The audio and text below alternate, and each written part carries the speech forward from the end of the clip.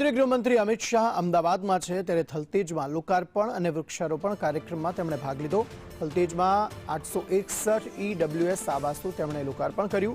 અમિત શાહે આ દરમિયાન સંબોધન કર્યું અને તેમણે કહ્યું, ખરેખર મારા માટે આ આનંદનો દિવસ છે। પરિવારને ઘરનું ઘર મળે છે। તમારી બાજુના બંગલા 20 કરોડથી ઓછા નહીં હોય। આ મકાન બધાના જીવનમાં નવી શરૂઆત કરશે। અભ્યાસ, આરોગ્ય, સામૂહિક મનોરંજનની વ્યવસ્થા કરાઈ છે। વડીલો માટે બેસવા માટેની પણ વ્યવસ્થા કરાઈ છે।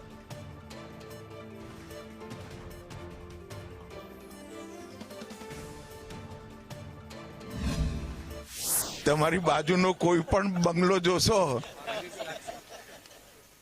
કોઈ પણ બંગલો 20 કરોડથી ઓછો નહીં હોય એવી જગ્યાએ તમારા બધાના ઘર આપ્યા છે। અહીંયા ભણવાની વ્યવસ્થા, આરોગ્યની વ્યવસ્થા, સામૂહિક રીતે મનોરંજનની વ્યવસ્થા બધું જ કર્યું છે અને મોટું મેદાન અહીંયા બાળકો અને વડીલોને બેસવા માટે, રમવા માટે પણ કર્યું છે। તો હૃદયપૂર્વક તમને સૌને મારી ખૂબ ખૂબ શુભેચ્છાઓ।